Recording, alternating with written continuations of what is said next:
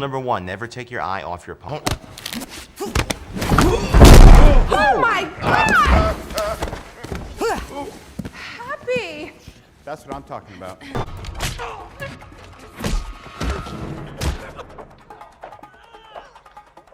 What about the nurse that lives across the hall from you? She seems kind of nice. Secure the engine room, then find me a date. I'm multitasking.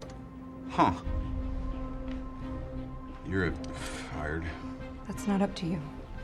Tony, I want you to meet Agent Romanov.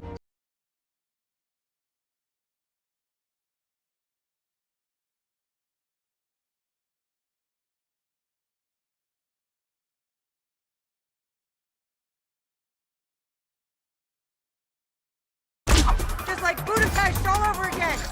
You and I remember Budapest very differently. We're still friends, right? Depends on how hard you hit me. What's on it? I don't know. Stop lying. I only act like I know everything, Rogers. Is this little display meant to insinuate that you're gonna throw me off the roof? Because it's really not just style, Rogers. You're right. It's not. It's hers. Shall we play a game?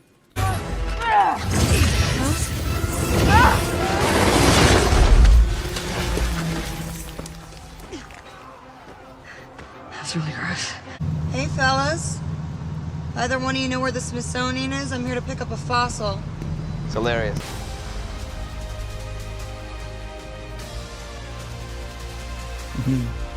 Welcome, everybody, to our Black Widow extravaganza. If you have not seen this movie, you have been warned there are spoilers. I take no credit for ruining the movie for you if you haven't seen it and you're still saying. But if you haven't seen it yet, pause, go watch it, come back, and rejoin us. We're going to do things a little out of order today because of some time constraints.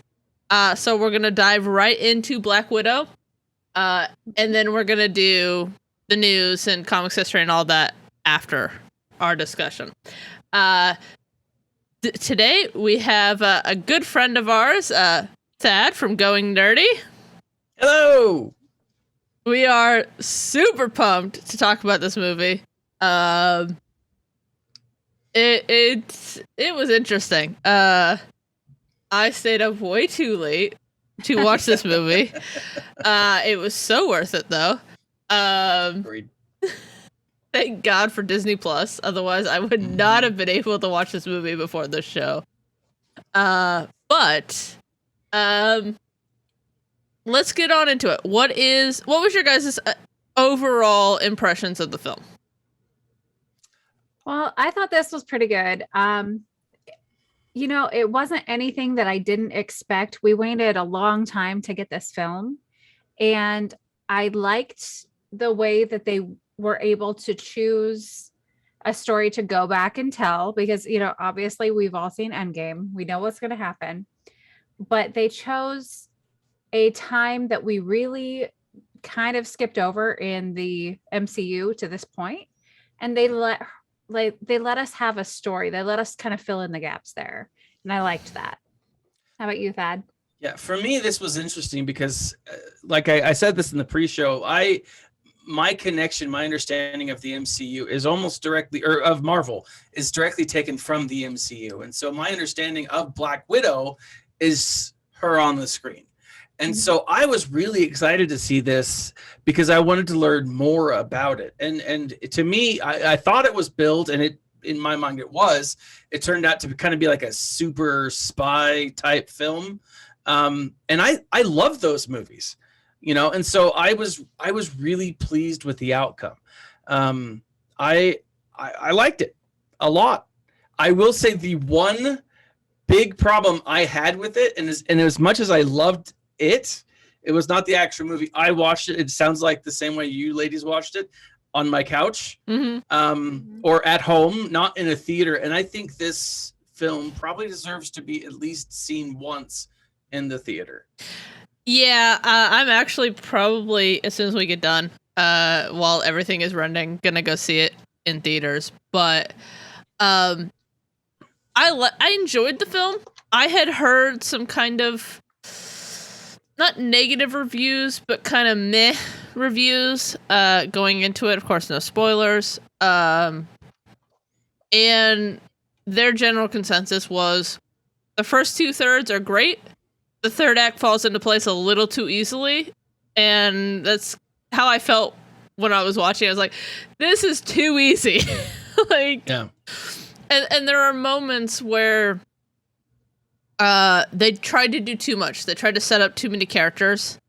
And unfortunately, because of that, it just takes away from Natasha, which is a shame because this is probably the last, thing we're going to see of Scarlett Johansson in the MCU, which just makes me incredibly sad because this is one of my favorite characters. And while I enjoyed it, this movie could have just been Taskmaster, Scarlett Johansson, and Florence Pugh, and I would have been perfectly happy. As much as I love David Harbour and Rachel Weisz as actors, it was just too much, and it didn't work. Like, their family dynamics did not work for me at all, which is unfortunate. But starting off, so we start the film with kind of a flashback, and I put in my notes, this reminds me very much of The Americans, if you've ever seen that show. Yes. Okay. And I was watching, I was like, all right. And it kind of took me out of it a little bit because the actress that they got to play young Natasha looks nothing like Scarlett Johansson, but the one that they got to play a young Elena does. And I was like, this is weird. This doesn't work for me.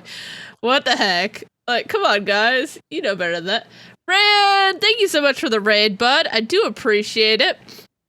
Welcome to our coverage of Black Widow. Spoiler alert, if you guys haven't seen it,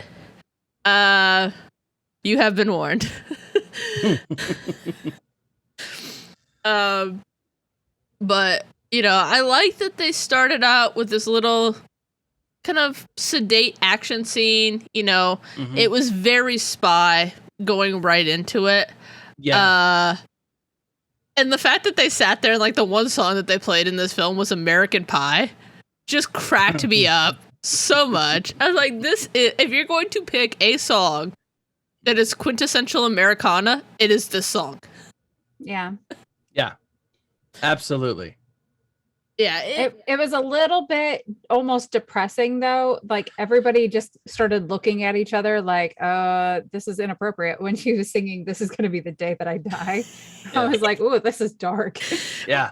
Well, yeah. And it kind of became a running theme, like a running joke throughout the film of, this is a good way to die. This is a bad way to die. Mm-hmm. Yeah. And it's a lot of fun. I enjoyed stuff like that. But there's also like this moment where they get to the airport, they take off, they successfully, evade SHIELD, which it bugged me that they were using the acronym SHIELD. I was like, this is before SHIELD became an acronym. Like, no, stop it. Yeah. And they've done this in a couple of films. They did it in Captain Marvel too.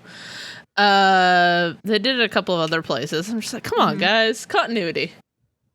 Yeah. Um, I will say, like, I'm not coming to this as the fan that you guys are. And so for me, what was really interesting was that family dynamic. And as you mentioned, the Americans and how that whole espionage thing kind of played out. I thought that was really cool. Because then, and I don't want to skip too far ahead, but once they are free, once they escape the SHIELD and land, I felt like when they split back up, it really built we're together as a family, and now we're alone and individuals, and it really created this feeling of isolation in my mind. Mr. Bojangles, thank you for the 200 bits. I do appreciate it. Thank you so much. That's awesome. Yeah. I was really struck at that moment when they were taking the girls to go back to the Red Room, basically. and I was like, I don't understand this cultural idea that is portrayed in a lot of portrayals of Russian culture of we will do anything for the state, even at the expense of our family. Yeah. And that doesn't make sense to me. And maybe it's an American thing. You know, and I'm just like, why would you do this? Yeah. Yeah. That is one of the things that this movie stresses. Even though they weren't biologically related to each other, they weren't a real family. Yeah. It reinforces that fact that your family is who you make it. Yeah. Yeah. And each of these characters was shown as being stronger in this family unit than they were apart. Like, you know, they land in Cuba and Alexi's like, yeah, make me Red Guardian again. I'm on board. I'm team Russia. And he immediately like gets himself into trouble and is just such a gross, non-likable character as just a person. Yeah. But put him with those girls like trying to protect them. And I was rooting for him. Yeah. Yeah. Yeah, that was one of the things that kind of bugged me from the start is that they, of what I know of Red Guardian, they kind of made him to be a clown. And I felt bad for the actor because I've seen him in so many things. Like, he's phenomenal as a dad. Hey, Sage. Yeah. You know, just go watch Stranger Things. Yeah. Yeah. But Yeah. this didn't work, and the family dynamics don't work for me, and that kind of threw me a little bit. You know, and one of the things that I liked later on was that, and they went with the we can't have kids storyline, which wasn't popular when they did it in Ultron, and I don't know why they stuck with it, but anyways. But they really stressed the idea that the older generation is mothers to the younger generation and so on and so forth. And so it makes that worked for me. Yes, the siblings, like the two of them together were phenomenal, and I would have just gladly watched them banter the entire movie. That was probably my favorite part was, you know, just after Natasha goes back to Budapest and finds Yelena, just they're like, they're going to attack each other. And then they call a truce. And then they're just like the best buddy cop, odd couple, angsty with each other, but loving kind of relationship. And I was totally on board, considering they spent a total of 3 years together when they were both very small children. Like Yelena was 6 and Natasha was at most maybe 5 years older. She looked like 10 or 11 in that. I'm not really sure. Yeah, that's pretty early in life to spend 3 years with somebody and still have this lifelong bond. Yeah. Well, you know, I think part of it was because she was so young. You know, she still had those memories of that perfect childhood. And at some point, when you go through the trauma of what they've described the Red Room to be, you have to hold on to anything, even if it's not real, to keep your sanity. Yeah. And I love the gritty realism. Since we're talking about the family, my biggest pet peeve, this was like the one thing that I could not get behind. They are Russian. They were embedded in America, in Ohio. Like, woo, go Ohio. That's where I'm from. So I get that they spoke perfect English and they spoke with American accents. I get that. But then every so often, they just like switch back and forth. And I'm like, pick one. Yeah. Speak Russian with a Russian accent or speak English with an American accent. It's fine. And then one line at the end, Rachel Weisz's character, Melina, she speaks with a British accent. And I was like, no, that is one too many. You can be American, you can be Russian, you can't be English too. She just got confused. That's all it was. Well, that's her natural voice. Yeah. And I feel like it was just an error. Yeah. But the captain said like in British accent. And I was like, no. No. That is not that is not a good explanation for why she's suddenly British too. Yeah, I will say I was kind of thrown a little bit in some of the ways that they edited this movie. Like I love the opening credit sequence, that kind of gritty documentary style, phenomenal. Oh gosh, yeah, I know what you're talking about. So good. Yeah, it was so good. And then like it made you really like have a visceral reaction. To yeah, it. yeah, and then because slight personal There note. were a lot of airplanes too. Thank you, Sage. Yeah, the airplanes were a little weird. I'll give you that.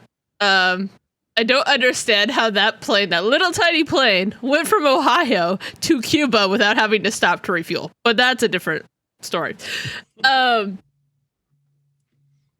It really triggered me because I have a personal history with attempted human trafficking. And so the way that they showed that was a very kind of typical human trafficking thing. And it just punched me in the gut. And I was like, okay, I was not expecting that. That was not fun. But to go from that into immediately, okay, Natasha's on the run and her in Norway. And I love that she was sitting there like, watching a Bond movie that she must have watched 1 million times to be able to quote it. It's like, I do that, so yeah. I love the relatability. With that opening sequence, like I was watching it and I looked at my wife and I said, like, dude, this is a show that our daughter, our oldest daughter, she's 10, she's gonna want to watch. I know she wants to watch it. Yeah. Can this be prepared? She's gonna ask to watch it. And as I was watching that opening credit scene, I was like, I'm not sure I do want to, because it's so dark and gritty, but it set the tone for what those girls went through. Yeah. And why Natasha is so standoffish at times and so guarded. But like I thought it was masterful. Like that. Yeah. That visceral is a great word for it, Critty, because like it was gross. Yeah. But well done. Yeah, it's a topic that not a lot of people talk about, and it needs to be talked about more. And like that's what they were doing. You know, they were trafficking these girls. You know, and they try to pretty it up later on when they talk about, you know, these are the girls nobody wanted. Well, yeah, but they were still someone's. You know, you put them through a horrific thing just because you thought they weren't wanted. And that bugs me. That doesn't mean that you're doing something good for the person. It means that you think you can get away with it. Yeah. Exactly. Because nobody would look for that person. Yeah. And that's doing something bad with an excuse that you tell yourself late at night. Yeah. And a helicopter. Yes. Yeah, the helicopter was weird. Not gonna lie. Yeah. There were a lot of everything was up in the air. And for somebody who doesn't have superpowers, this is my second big beef of the movie. Somebody had broken ribs. I don't care. Like all of these, she fell from the off of a building and hit 3 things on the way down and still gets up. No. You're not still fighting at that point. You have a broken rib. You don't have superpowers. Yeah. Yeah. You know, and it's interesting. And I like that they showed the difference that Natasha and Yelena are from different generations of Black Widows. So Natasha is the very Clockwork Orange, emotional manipulation, brainwashing. And then you've got Yelena that is very much programmed. And they kind of explored this a little bit with Winter Soldier. But, you know, you can deprogram someone, right? Which they did with Natasha, and she struggles with her guilt. But it seems like a bit of a cop-out for Yelena to go, okay, here's the serum, you're free. Now, are you still responsible for your actions because you were programmed. You didn't know it was you. Like, there's all these kind of ethical considerations with that kind of stuff. It's like, can you really hold someone accountable for something that they weren't consciously doing? Yeah. And I think that's going to set up something in the future MCU. It felt very much like the other widows that she freed were going to have an adventure of like Yelena and the Black Widows. Yeah. Where they go around the world trying to rescue other people. Yeah. So we got a little bit of it, especially with Falcon and the Winter Soldier, with this idea of deprogramming, making amends. Bucky wasn't in control of his actions when he was the Winter Soldier, but he definitely feels that guilt and is trying to make up for his actions. Natasha, you know, she had like some kind of propaganda-ish brainwashing. She had training, but she wasn't mind controlled. And she made an active decision to leave the Black Widows. That's where we finally get the story about what happened in Budapest. Yeah. And her teaming up with Hawkeye and then getting a young girl killed. So she thinks. So those were conscious decisions she made where she said, this is something that I'm accepting that I'm going to do.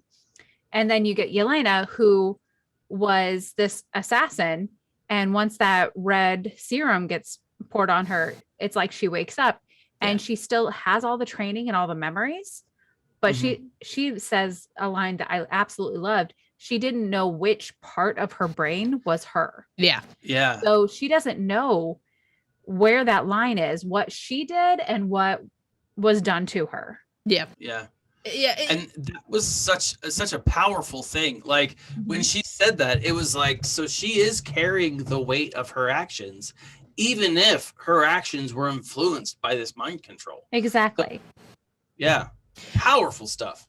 Yeah. You know, and I loved we catch up with Natasha in Norway hiding out, which is just great. And I love that she has a guy everywhere that can get her stuff. And, you know, we get her, you know, what an introduction to Taskmaster where he's literally blowing up her car. And then we see, you know, him analyzing her fight style in real time and countering it, which is just impressive. And I love that they don't give away right away why he's after her. Well, my brain is like, I wrote it in my notes as a he because I assumed he was a he, and that's what I'm reading. Even though I know it's a she. And I love the fight choreography within those scenes. Actually, the fight choreography throughout this was really fantastic. And the fact that they were able to use all of these acrobatics that are the typical Black Widow fighting style with, you know, adding some new stuff in there. The fact that they did sword fights. I love that Sage is like commenting on everything. One of these days, we're going to have to get you on the podcast.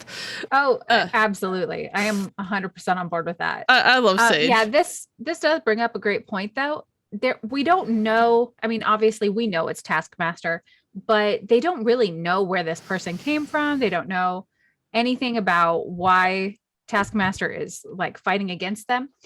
There's just one moment where Natasha does her pose, which Yelena calls her out for, and it's hilarious. I love it. But she stops and she looks up, and Taskmaster is mirrored to her. Yeah. And that's really the only reference we get to what Taskmaster's abilities are. Yeah. That he is such a perfect mimic that he can mimic any fighting style. He can sometimes mimic superpowers, and he's completely a counter. Yeah. This is a version of Taskmaster, and you know, we don't know enough about who Taskmaster is or the end game in this, but that's really the only reference that we have to go on is just that one moment where they're mirrored. Yeah.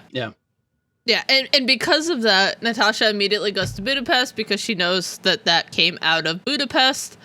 Pest. I'm going to say it wrong because that's how my brain is. It was literally a whole scene. Yeah, I know. When he keeps saying Budapest and she keeps saying Pest. One of the things is before we move on, like that scene where the missile hits Natasha's car, like I'm sitting there watching, and I literally like would whoa, like I jumped back. Yeah. I was not prepared for it. Like it wasn't necessarily scary or anything like that, but it was like so sudden that it was like, well, yeah, and they set up this like idyllic, you know, just going about her routine, and you know, you didn't expect anybody to find her that quickly. Yeah. Let alone Taskmaster, you know. Yeah. And I was expecting her to like be identified at like a gas station. Yeah. As she goes in, not to be blown out of her car. Exactly. By a missile. Exactly. She's It was such crazy. a super spy that she spent her whole life looking over her shoulder, and it feels like this is the one time her guard is down, and that's when somebody strikes. Yep. Yeah. Yep. Yeah, it's interesting. And Sage brings up a good point where when later on when Taskmaster is fighting Red Guardian, she's also using Black Panther's and Hawkeye's styles. So she must have studied the Avengers as a whole, which makes sense. Yeah, that actually brings up a good point, because there's a lot of rumors about who and or what is coming to the MCU. And part of me thought, I'm like, are they gonna like Easter egg a fight style within Taskmaster's fighting style? Oh, you know, I didn't think about that. Like, I thought that would be a perfect way for someone to sneak something in, like a Wolverine or I don't know, like I just or throw, because when he swung from the bridge, I thought like, oh, that's cool, Spider-Man, you know, like, is this guy a Spider-Man? Because again, no knowledge of who Taskmaster is, you know, and I saw her shoot that, but he, you know, she used the wire and she swung him out, but then he swung back in as if he was skilled in doing that. Like, it really made me think. I was like, is this mimic thing going to be something that the Easter egg a fighting style with, you know? And we That's saw a really clever point. Yeah. I have my moments. Okay, I'm gonna You've get redeemed there, yourself Sage. for one comment. This is the whole reason you're here. You can go away now. No. All right. I mean, honestly, and that brings up you mentioned Wolverine, and that reminded me, there was a scene, or not a scene, but an Instagram story that Hugh Jackman did where he was at a meeting with Kevin Feige. Yeah. And he posted, there was two pictures. It was him with Kevin Feige, and then it was a cool new stylized version of Wolverine. And I know for a fact that Kevin Feige wants Hugh Jackman to be Wolverine one more time within the MCU. I would love it, even if it's just a momentary cameo where he walks across to the background. I don't care. Yeah. Same. I want it. Yeah.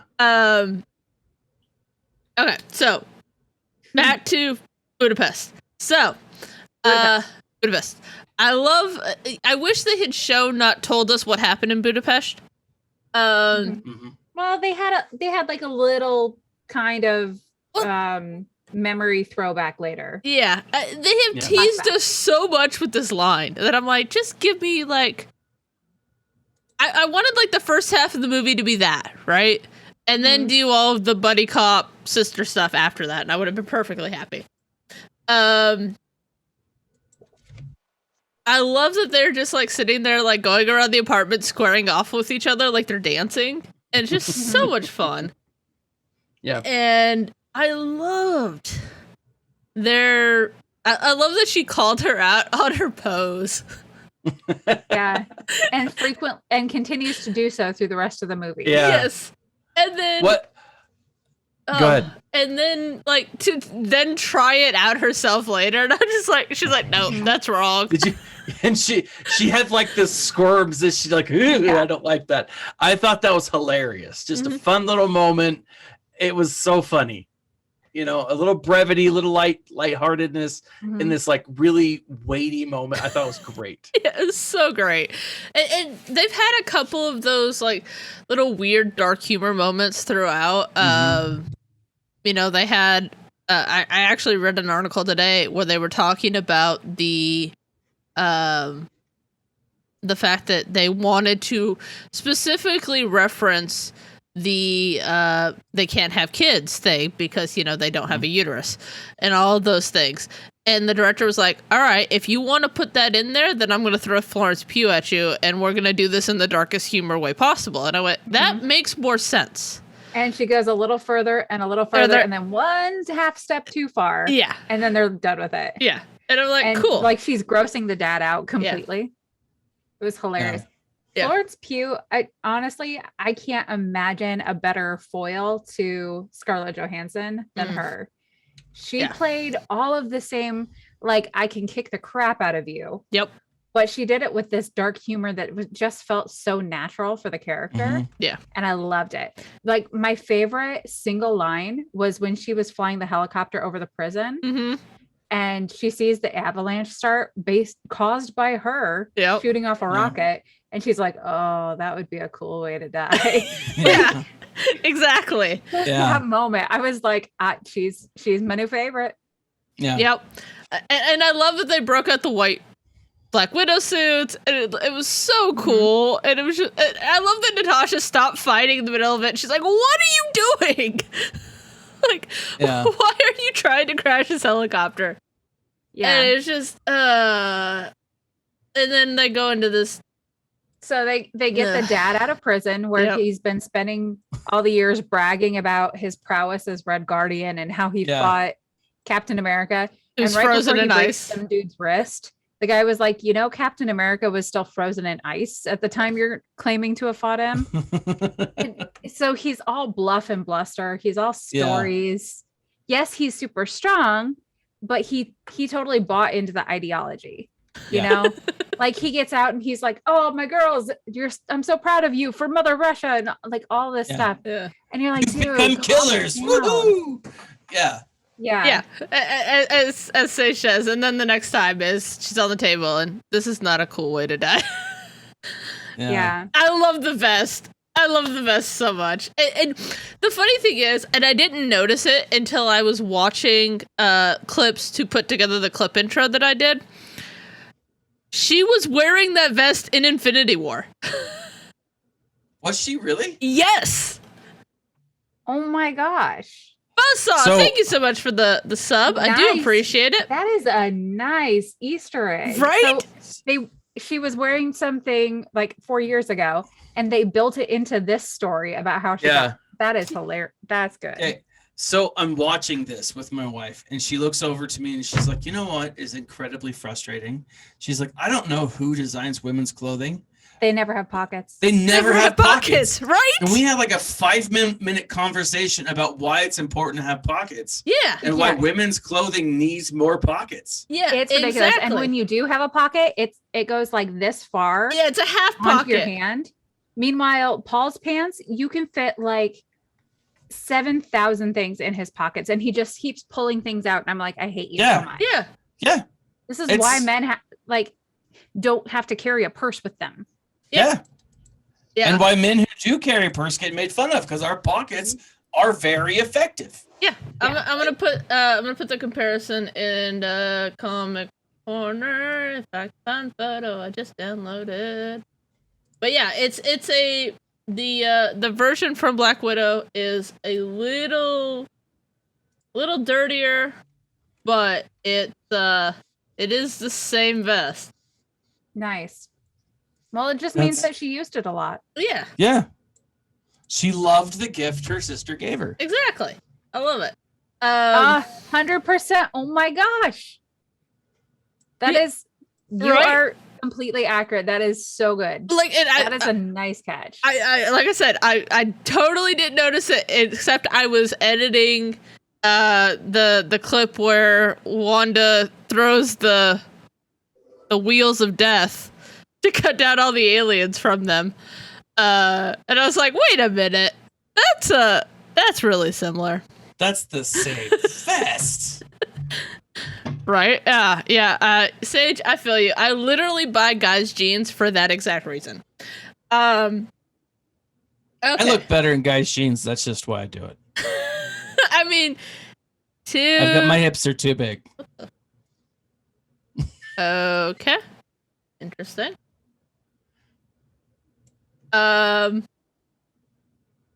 Yeah, so I hate the dining room scene. I'm not a fan. What? The family dynamic doesn't work for me, so I didn't like it. It just felt very forced. That's what I loved about it, right? Okay. So all of well, maybe not the only thing. I mean, I enjoyed the movie, but what I loved is here you have these two people who kind of bought into the ideology, maybe, you know, mom and dad, Melina and Red Guardian. But then you have the Elena, yeah, Yelena, whatever.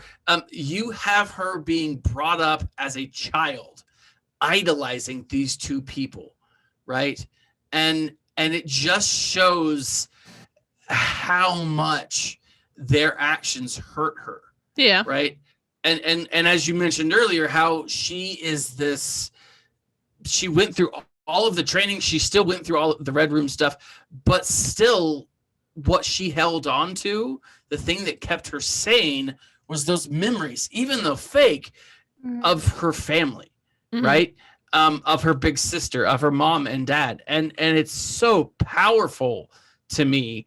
Like, and then when all of the bluster, all of the stupidity the Red Guardian goes, you know, throughout the rest of the movie, you know, all the times that he tries to make amends and he always says those fun words. He's like, look, I need to tell you how much I love you, or I need to tell you that I was wrong and that I missed you. And he turns out he doesn't have an earpiece, right? It makes, I feel like it makes it more powerful, right?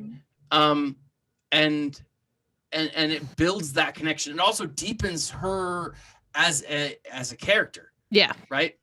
Yeah, and then at the very end, when well, not the very, very end, but when Yelena's upset and we're at the house, and she storms off, the dad Alexei goes to talk to her, and then he starts singing American Pie. Yeah.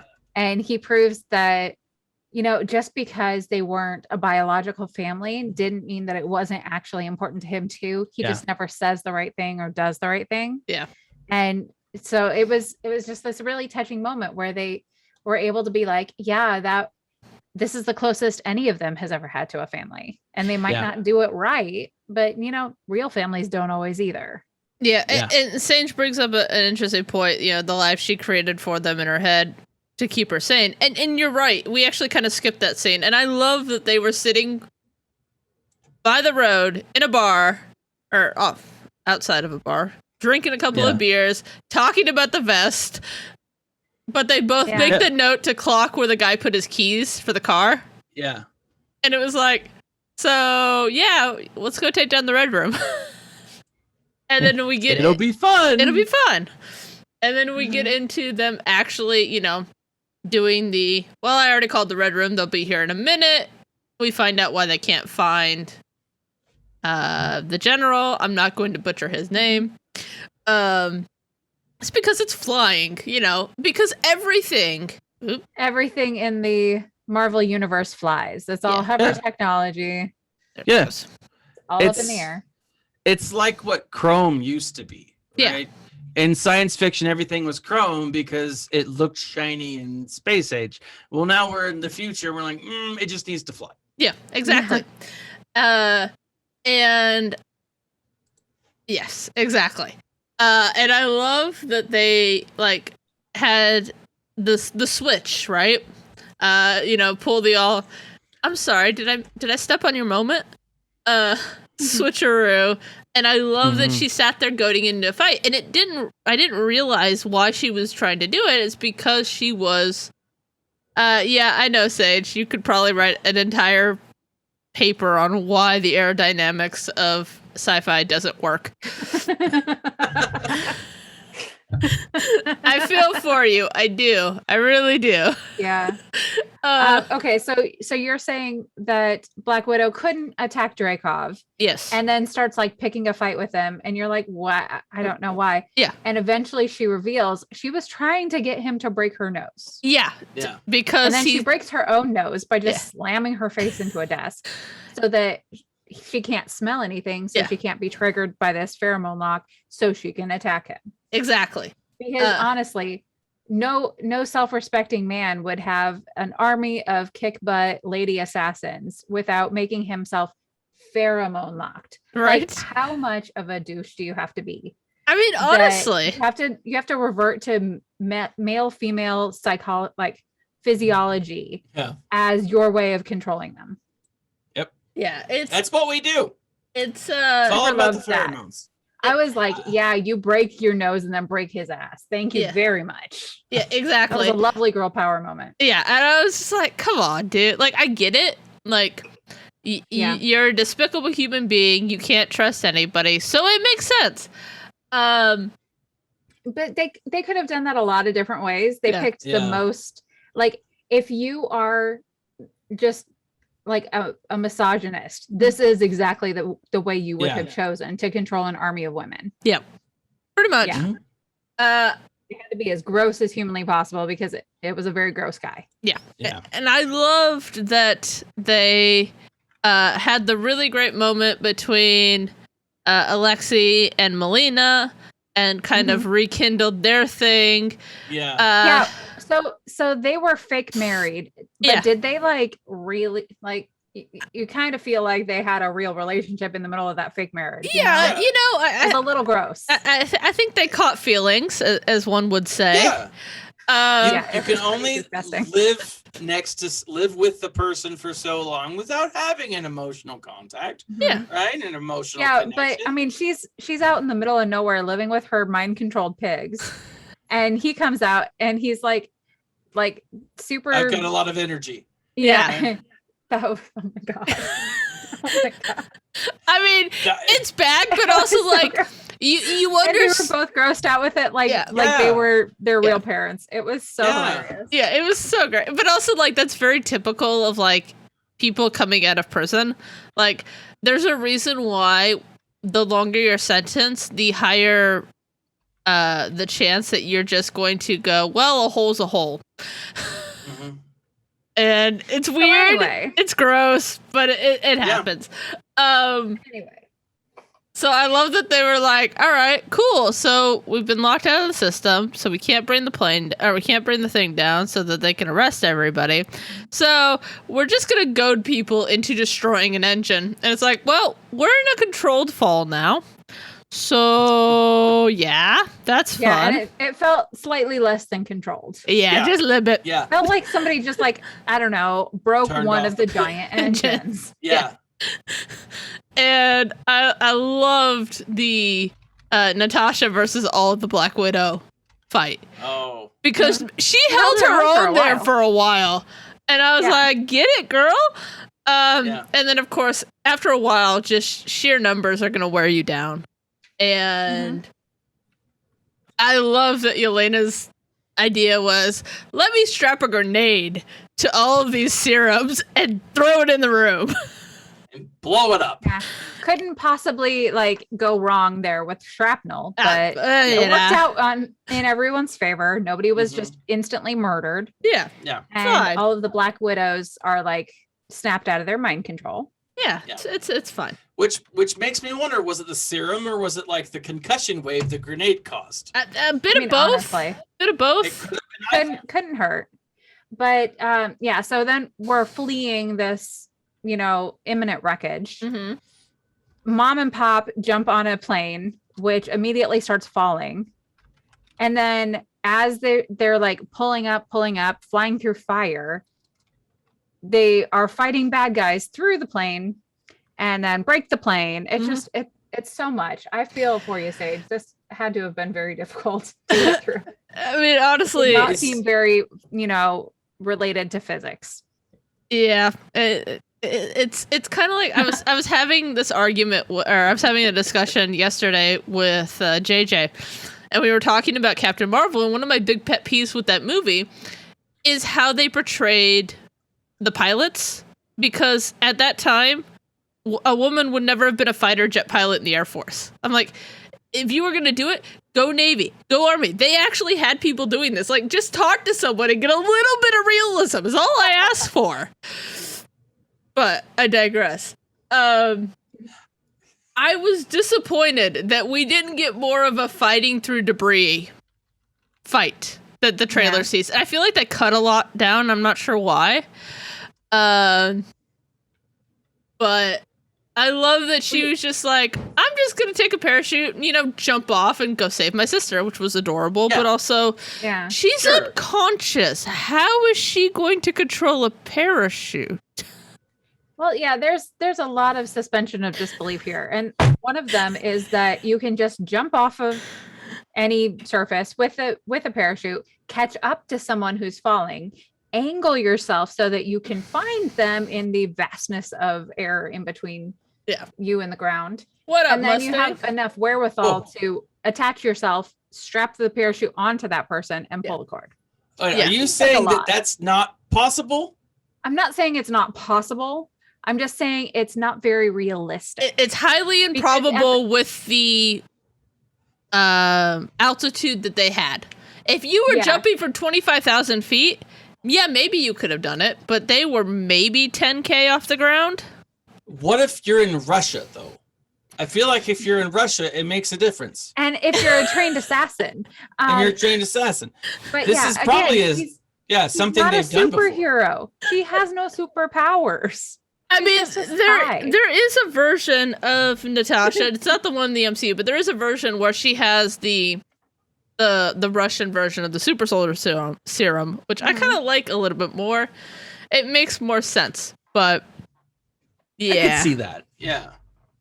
Yeah, no, honestly, there were a few things that with many superhero movies, you just have to be on board and be like, yeah, this is just how this is going to go, and it's fine. Yeah.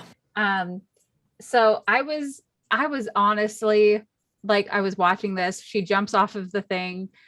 I've seen enough parachuting rescues in movies that even that I was like, okay, fine, whatever. But then when Taskmaster starts coming after them, and so she pushes her sister away to safety. Yeah. And then manages to land on a chunk of building. Yeah. This is one too many for me. It's all about dynamics and Yeah, it was a slowing your dynamic fall, right? And then they land, like, I don't remember how much of a parachute option there was afterwards. I think Taskmaster had a parachute, and that's how they got to the ground. But they were way less damaged than Yelena, who had a parachute from like thousands of feet up. Yeah, exactly. It was like half unconscious. Yeah. She was the one who was laying motionless. Like, I don't think know, she was fell just out of the taking a sky. nap. She was just sleeping. She's like, look, I'm tired. I just I fell mean, out I of the don't blame her. I would It's be been too. a day. I'm just gonna take a quick nap. Yeah. And just Hour need nap, 5 20 minutes. I'll be good to go. Yeah. Just give me a minute. I think Okay, Sage is so yeah, right. She was kind of laying in debris. Yeah, I think she did get hit with something, which makes sense. But yeah, I loved that we went from that. So I forgot. Skip Taskmaster. Taskmaster is revealed to be Yelena's daughter. It was way more. It was very Fast and the Furious. Rand, you're not wrong.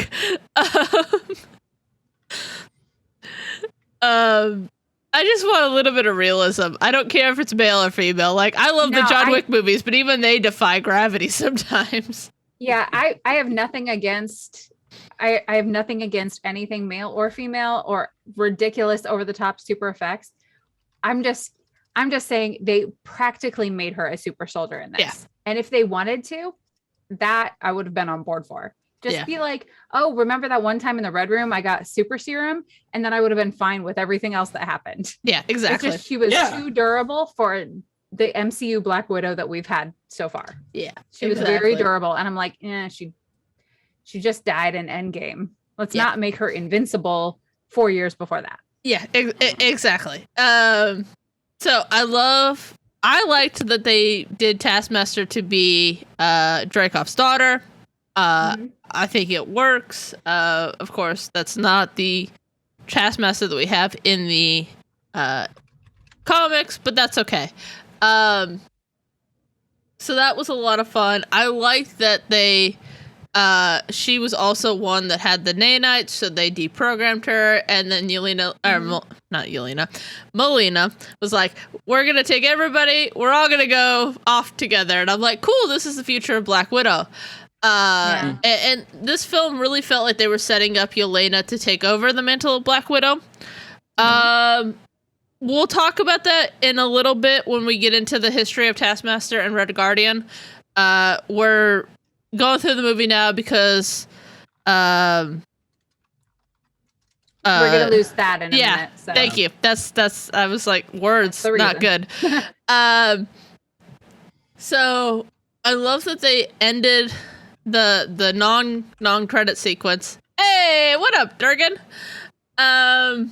With her in the vest, with her guy getting a Quinjet, which I'm not quite sure how he pulled off. What's time and money? That's what he says. Time and money. I mean, I guess. Hey, and not a little bit of charm, because that man is charming. Oh yeah. I want to see more of him. I want to see him in his own little like comedy spinoff. Right? Where he just takes naps and gets a lot of black market. I want him to be the new Stan Lee, and he just be the guy everybody calls to get stuff. I'd like to see that, but I still think Deadpool needs to be our new Stan Lee. I'd be okay with that too. Yeah. I mean, I feel bad for the guy because he really was set up as like a red herring. Mm-hmm. And that was one of the things that frustrated me about this movie. They had so many characters to introduce that they really shortchanged a lot of character development, and they really just took away a lot of screen time from Natasha, which was slightly unfortunate. But I love that she waited so long to get a Black Widow movie, and then it's really an ensemble movie. Yeah. I loved that they ended it with her going to help Steve break everybody out of the raft. Even though they didn't show that at the end of Civil War, but I love that that's the implication. And then, of course, we go immediately into Infinity War, and super pumped. Loved the end credit sequence. This end credit sequence is what I was like, oh, okay, that's how this ties into Falcon and Winter Soldier. I love that she is buried in Ohio, or has her grave in Ohio because she's on Vormir. But then again, Cap may have, we don't know if Cap went and got her body while he was on Vormir. Who knows? When he was putting the stone back. Who knows? There's so many variations. And so we see Yelena's saying goodbye. Yes. She's adjusting everything at the grave and just kind of visiting. Yeah. And then Val Julia shows up. Dreyfus shows up. Yes. Same character showed up in Falcon and the Winter Soldier right near the end. And you have to imagine that she is the next direction the MCU is going. That whatever string she's pulling behind the scenes, it apparently involves Yelena being, I have to assume, an assassin. Yeah. So there's two teams that they could be building with her and US Agent and whoever else they decide to throw in here. One is Dark Avengers, as Rand said. I think they're gonna lean more towards Thunderbolts, though. Okay. Which is a bit more of a fun team. The Revengers, yes. I love the Revengers. And of course, we see her getting set up to go after Hawkeye, which will, I'm assuming, tie into the Hawkeye TV show. It does. Which will be highly entertaining. Honestly, I needed to know what kind of story we were going to tell there. So I am all on board. So before we started looking at this, I jumped over to IMDb, and IMDb has Florence. How do you say it? Pew. You sound a lot better than the first way I said it. It has her listed as in the Hawkeye miniseries. In episodes 1, 2, 3, 4, 5, 6, 7, 8. In all 8 episodes. So I don't know if they team up and do something together, or Hawkeye joins whatever, or I have no idea. But it does have her listed as in the post-production. Nice. It'll be interesting. My guess is we will have a very big fight at the, point of a gun / a bow and arrow, where he will explain to her what actually happened. And then I imagine they will team up and go from there. That's how I see this too. Yeah. It's gonna be a lot of fun. I think the first couple of episodes, at most, we would see her as like a cameo in the dark shadows, like observing him, studying him, looking for weaknesses. Yeah. And then maybe episode like 3 or 4 is when she'll actually show up. Yeah. That's how I would peg it if I was writing this, which apparently I'm never correct. So don't listen to me. I mean, hey, teach their own. I'm so excited, and I haven't been right yet. I've been right just enough that makes me happy and it keeps me going with fan theories. Okay, so quick wrap up before we lose Thad. Any last comments, thoughts before we move on? Great family-friendly movie, good for all ages, children of 3 to at least 10. Yeah, let me know when you have your kids watching this. It'll be one of those secrets that, like, hey, let's go out and have a daddy-daughter date. Just don't tell mom that we're gonna go see this movie. And then the moment we come back, I'm sure she will, and I'll get yelled at. So the best words to getting your kid out of the house: don't tell mom. Yeah, exactly. So, anyways, I liked it. I enjoyed it. I look forward to watching it again. Mm-hmm. Same. I enjoyed it quite a bit. I am very much looking forward to the next iteration. I hope that they go the way I'm thinking, and that we have the Yelena Black Widow, because she's just so perfect in the role. And it really was like it was like part John Wick, part Marvel, part Bond, and I loved it. Some things were a little too easy for me, but I still love the film, and it has some really great one-liners. Yeah. Agreed. For me, this was a fine movie. I would be like 3.5 out of 5. There are a couple of things that I wish that it had done, where I think it could have been a little bit better.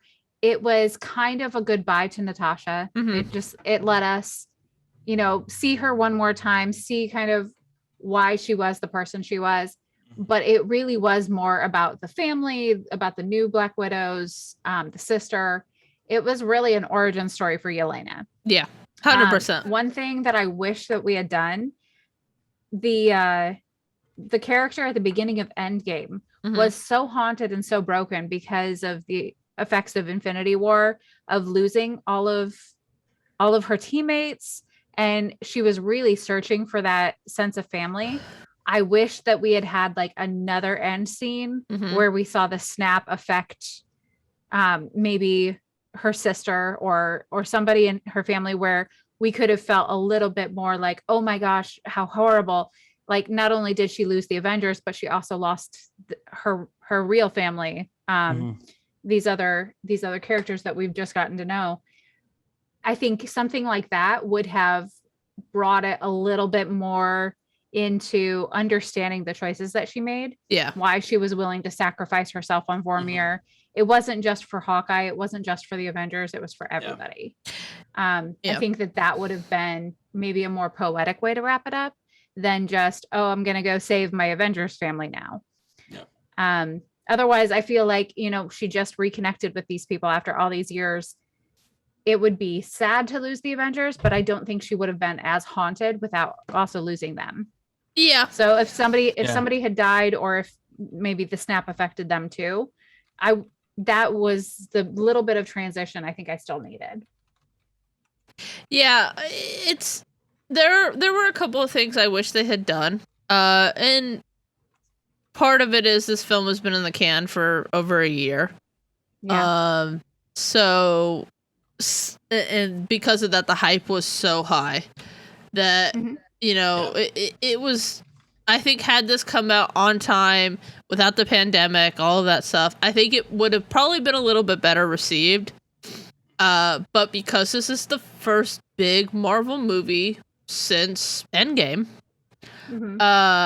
it has, the unfortunateness of having to live up to the insanity that was Endgame. Yeah. And it's not, it's a good middle of the road, Marvel movie. It's as standalone of a Marvel film as we're ever gonna get. Yeah, it's no end game for sure, but no, but it's no Thor Dark World either. Oh god, no. It's no The Incredible Hulk. Yeah, it's for me. It's not like, it's not my top 5. It's maybe in my top 10. It's kind of in the middle there with like Ant-Man and stuff like that. Yeah, where you'll watch it if it's on, but this is not maybe going to be rewatched 17 times this week, except for Sage, who has apparently already seen it 3 times. Yeah. Wow. I will probably watch it tonight. I'm gonna try and make it to the theaters, but I'm not sure I'm gonna have time. I may go see it in theaters next weekend. I have a giant game of Settlers of Catan tomorrow, so I'm not gonna have time to watch it tomorrow. But yeah, I enjoy this movie. Black Widow is one of my favorite characters. It's kind of her and Scarlet Witch tied. And it just makes me happy that they've been so well portrayed. Because you don't get a lot of good, strong female characters, portrayed within the geek space. There's been a couple. There's been Lara Croft has been really good. Captain Marvel has been good. Monica Rambeau now has been fantastic. She was awesome. Right? And then you go into Star Wars, you've got Leia, you've got Rey, not Padme. Padme. That's what I was thinking. I was like, not Rey. Jin. There's all these different. There's all these different characters, and it's nice to have good, strong characters and see them done well. Yeah. So we'll see going forward. But Thad, we will let you go because we know you got to go. We're going to roll our news clip, and we will be right back in just a sec.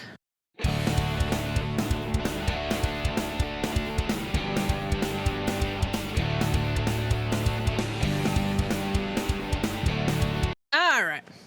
Do you have something you can toss in that box? Oh, I switched to the other one. You're just switching back. Okay. Yeah, I just switched to the other one. Perfect. It worked out. Alrighty, guys. So we've got a lot of news. We did things a little bit out of order because of Thad's time so we could constraints. let Thad go on time. Yeah. So we already talked about the Wolverine MCU possible stuff. We did this week lose Richard Donner, who was the director of both the Superman and Lethal Weapon franchises, which was unfortunate. We got some Batwoman season 3 casting news with Robin Givens joining the cast, which I don't think it's been reported who she's going to be playing. Hold on. Looks like we got our first look at a new suit for Spidey in No Way Home. Nope. Sorry. I hate when they play ads. Yeah. I haven't seen who that is. Let's see.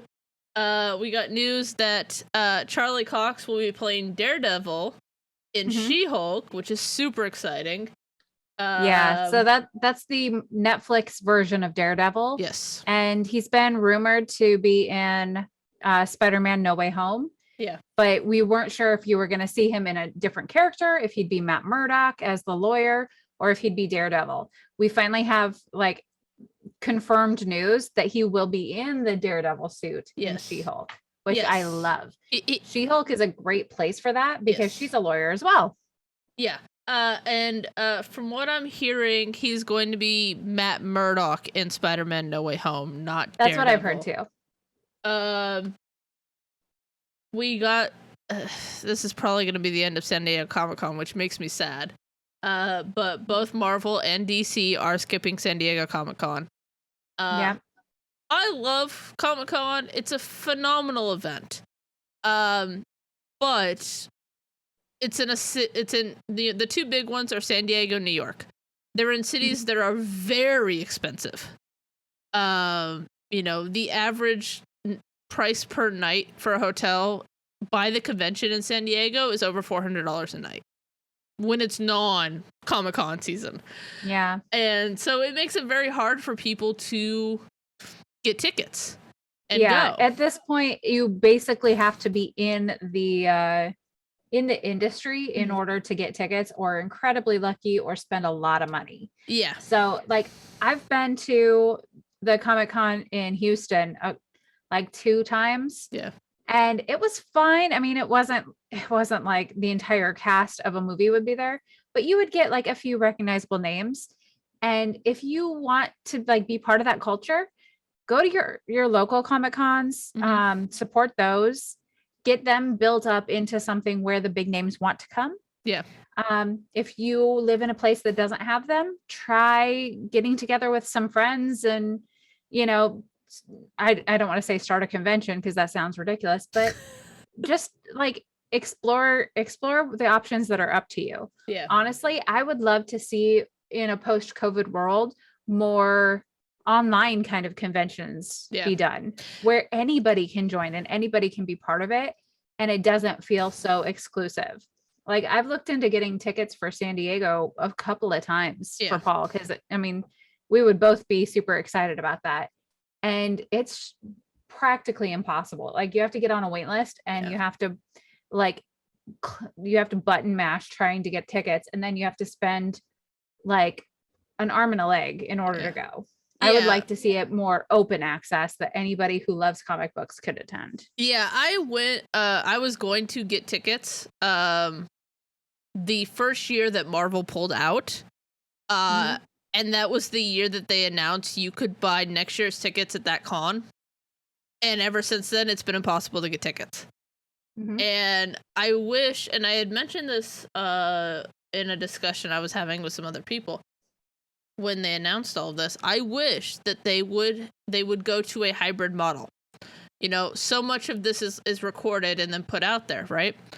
Yeah. Well, get people to professionally record it. You know, if you want to keep it exclusive for them, don't show the clips. That's fine.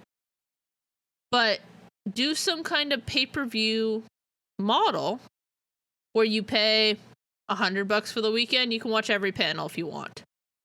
I guarantee you people would do it. I would do it. Oh yeah. You know, I'd be there in a heartbeat. And like, this is the thing that with all of the online versions of the convention this year, like they got numbers they've never seen because it was accessible to everyone, because it was on YouTube, you know? So it wouldn't be that hard to do. You would get people that would pay to do it. You know, I will probably be going to Star Wars convention if I can get tickets for next year, because it happens to be in Anaheim. My parents live relatively close. It's not hard for me to do. But, you know, while it's great that it's at Disneyland, Anaheim is a ridiculously expensive city to stay in. Like, it's not cheap. So they keep putting it in all these places where it's really expensive to go to. And that's unfortunate for a number of reasons. So we got the new, we got the trailer for What If? Oh my gosh. Which was so good, and it made me cry because I was not expecting Chadwick Boseman. I knew that he had voiced it before passing, and honestly, we talk about this a lot, that DC excels in the animated universe. Marvel has excelled in the MCU. This is like the marriage between both of those. And like the animation looks amazing. The voices, for the most part, they're getting the MCU actors to voice their parts. We do have a news item where they're sourcing some voices that they're not going to get back. Yeah. But honestly, like that trailer just pulled at my heartstrings, not just for Chadwick Boseman, but seeing characters that, you know, they're not going to have another movie. They're probably not going to be in any more of the MCU movies. And seeing the creative things you can do in the What If universe, at my heart, I loved it so much. Yeah, they haven't gone in for Iron Man, Captain America, Captain Marvel, The Collector, Doctor Strange, and Howard the Duck.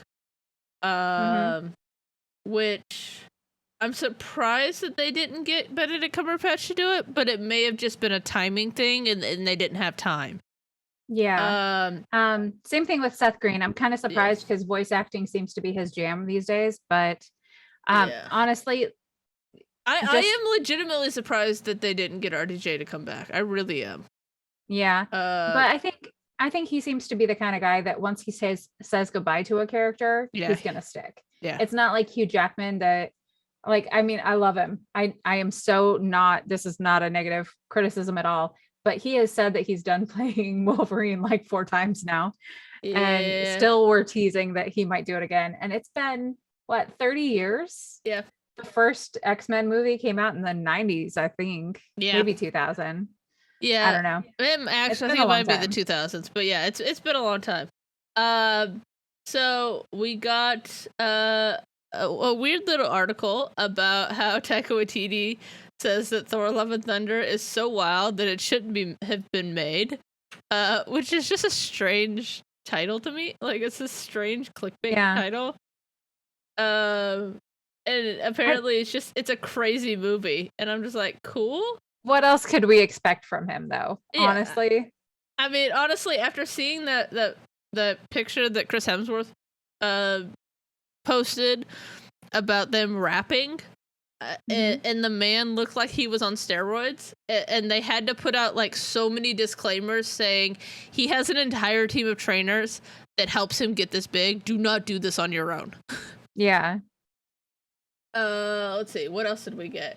So we got kind of some offbeat comic news. I haven't heard this, but there's a horror comic called Something is Killing the Children, which sounds terrifying, that is getting adapted by the guys who did Dr. Sleep, which honestly looks really intriguing.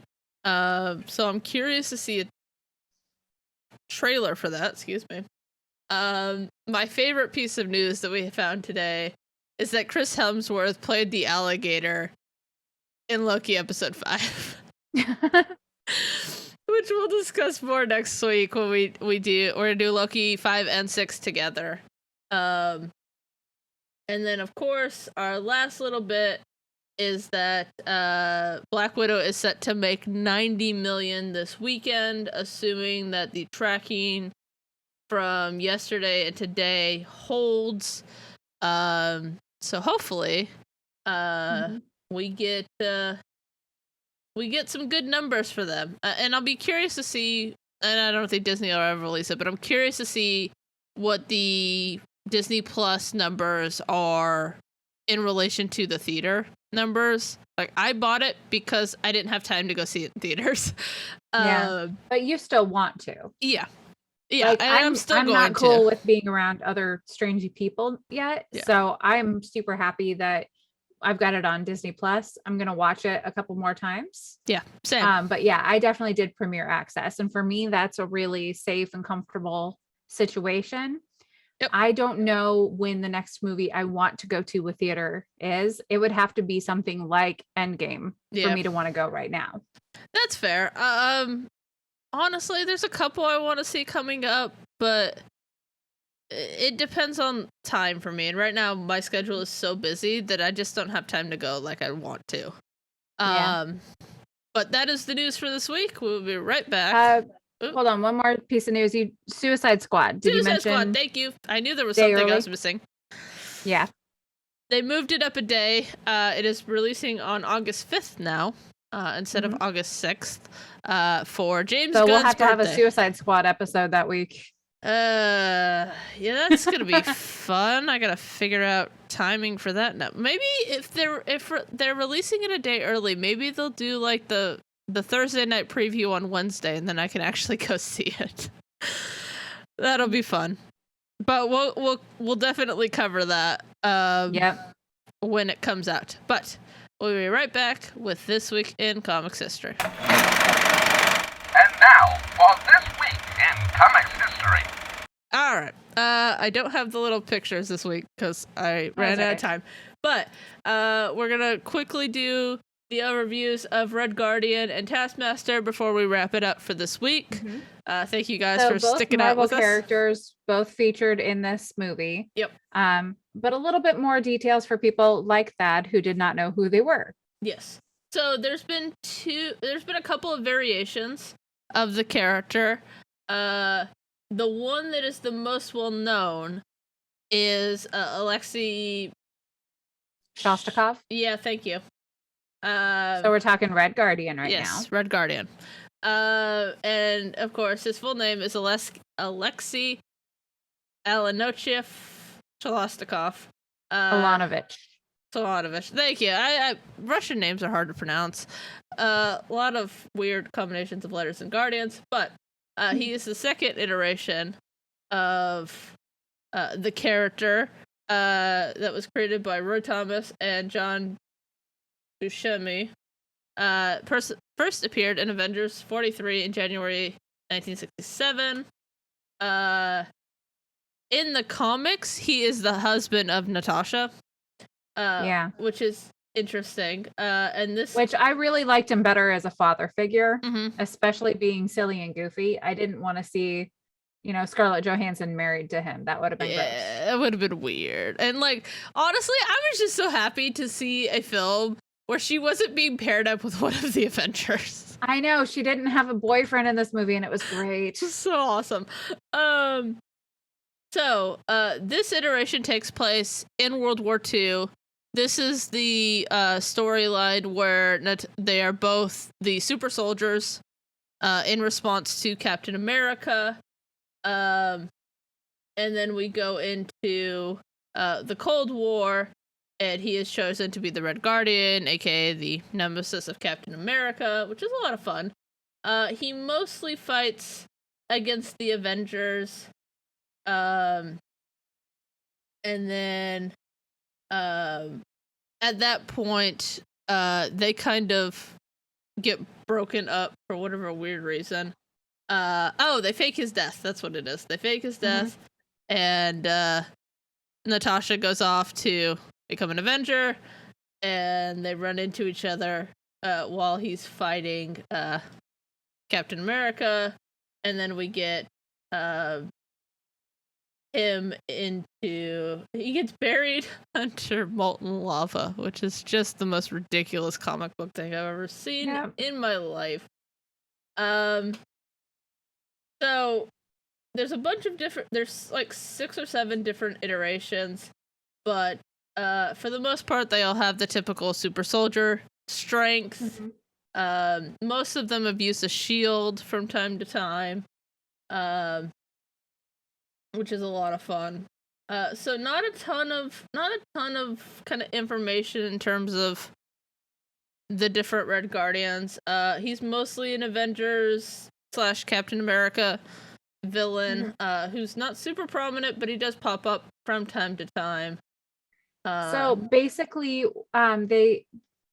this is meant to be kind of like a Cold War version of Captain America. Yeah. You also have Captain Britain, Captain Canada. I think there might have been a Captain Japan. There tends to be like a national symbol version for lots of different countries.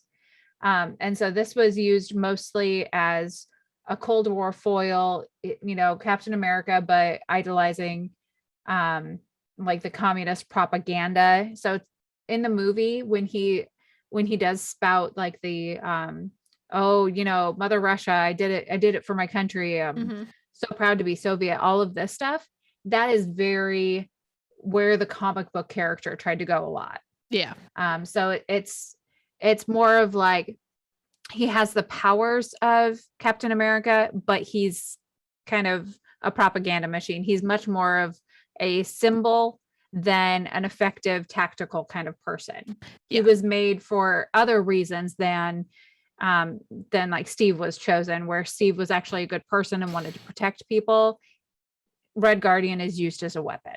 Yeah, and it really is, just propaganda, first and foremost. But his counterpart for this week is, of course, Taskmaster, the Tony Masters version. Was created by David Michelini and George Perez. Made his first debut in Avengers 195 in May of 1980. His main powers are that he possesses photographic reflexes that allow him to mimic any fighting style at the cost of his long and short-term memory. He has mostly been a Ant-Man, Captain America, and Spider-Man villain. And he is mostly a mercenary. He's had a bunch of different team affiliations: AIM, Agent X, Cabal, the Frightful Four, Initiative, Secret Avengers, Shadow Initiative, Shield, and Thunderbolt. Yeah, Catman. That's what I get for reading Captain America and Ant-Man together. So he is typically depicted as having like an arsenal of weapons on him at all times. Yeah. He's usually got a sword, a shield, a bow and arrow, and that lets him not only like learn from whatever opponent that he's attacking, but it lets him like alter through them in order to gain the best tactical advantage. So he's totally like a utility belt kind of guy. Anything to get the job done. I love this like warning from Wikipedia. This section may contain an excessive amount of intricate detail that may only interest a particular audience. Well, yes, it does. It interests us. Thank you, Wikipedia. So he was originally believed to be from the Bronx, and he had a bunch of kind of unique abilities as a that's gonna be stuck in my head all day. I kind of want a cat. I want a variation. Hey, there has to be a Batman. Catman somewhere. I'm sure there is. There has to be. But he kind of has a bunch of different abilities that show up from his childhood. A lot of his photographic memory shows up very, very early. And because of that, he kind of becomes a little bit of a vigilante. And he gets involved with a lot of different organized crime. And then eventually ends up getting cloned. And because of that, because he has this like super rare blood type, they end up getting in contact with the Avengers, and then he kidnaps Yellow Jacket, the Wasp, and Ant-Man, and therefore everybody comes to rescue them, and that's how he gets basically to be their villain. But he mostly is a teacher of the criminally insane. With training people like Crossbones, Cutthroat, U.S. Agent, Diamondback, Spymaster. A lot of people who aren't super powered in their own right have learned from him ways that they can defeat their enemies, or for some cases to enhance the skills that they've got. Yeah. And so he mostly acts as kind of a mercenary against the Avengers, mostly doing, organized crime stuff, which is a lot of fun. Like Chrissy said, he does have a tendency to carry a lot of weapons, and he has some very prominent characters that he has trained over the years. And so, he's kind of the MCU version of Ra's al Ghul, training. That's a good the next comparison. generation, Yeah. And so it's a lot of fun, which in fans that are fans of Taskmaster, I understand why they weren't super happy with the portrayal within the MCU. But because he's a big part of Secret Avengers, if they ever do Secret Avengers or Thunderbolts, which I think they're leaning there, I think we could have two different iterations of Taskmaster, which could be a lot of fun. I could really see this as being portrayed as Antonia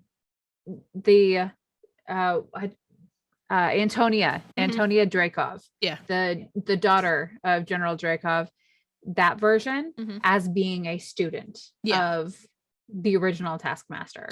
I would love to see it played that way, that after she was deformed in the bomb explosion, that Dreykov saved her, mind controlled her, and turned him over to Taskmaster to be trained.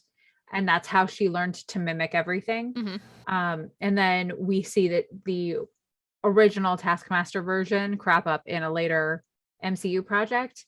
I would adore that. I think that that would be a really fantastic way to do some fan service and also to keep delving into really an intriguing character, because he is a really good foil for a lot of the MCU characters that we have around. Yeah.